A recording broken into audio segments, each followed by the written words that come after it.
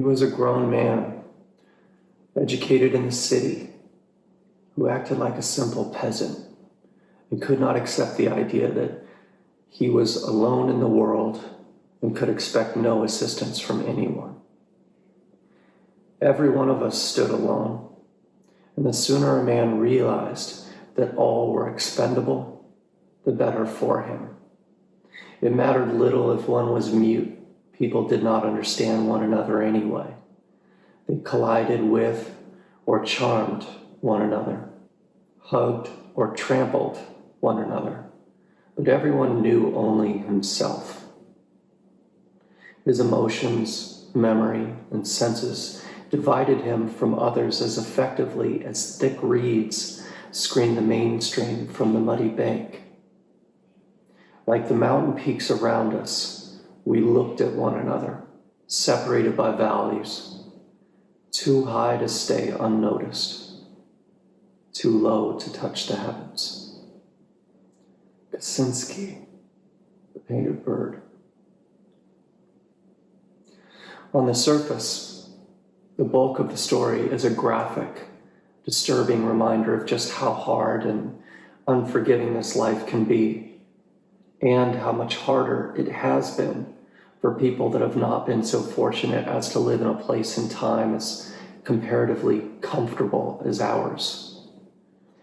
Everything is always relative, of course, but there is an undeniably stark, hard, cold reality to the existence known in Eastern European countries during World War II that most of us are incapable of fully appreciating here in the States today.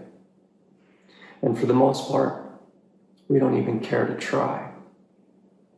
It's much easier to pretend that the trivial problems of our comparatively posh lives are actually legitimate, significant burdens, suggesting we're entitled to even more than the gross overabundance we already lord.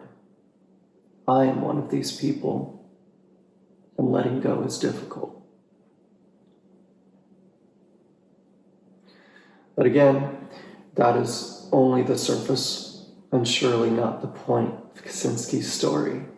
The story of not only what a person can endure, but perhaps more strikingly, what people can become as circumstance permits and persists.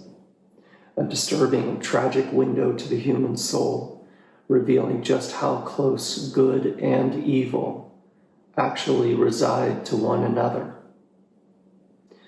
There is much worth deep consideration throughout the pages, but this one particular passage, quoted almost as in summation, especially resonated with me at this particular time in my own life. Like the mountain peaks around us, we looked at one another, separated by valleys, too high to stay unnoticed, too low to touch the heavens.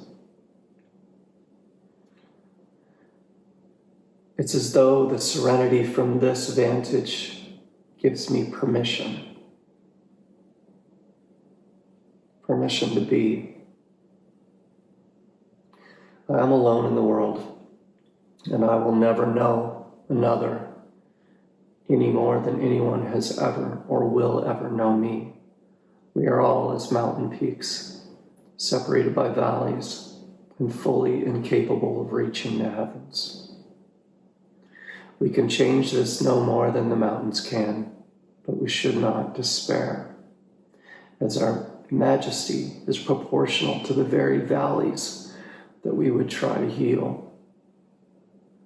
This emptiness I have longed to fill, that makes the world so hard, cold, and formidable. It is the same space required so that we might know beauty in any form. It is precisely the insurmountable distance between us that makes love necessary and possible. So I want to look upon you for all your splendor. See you for all that you are, all that sets you apart, all that separates and divides, and rejoice for what is possible.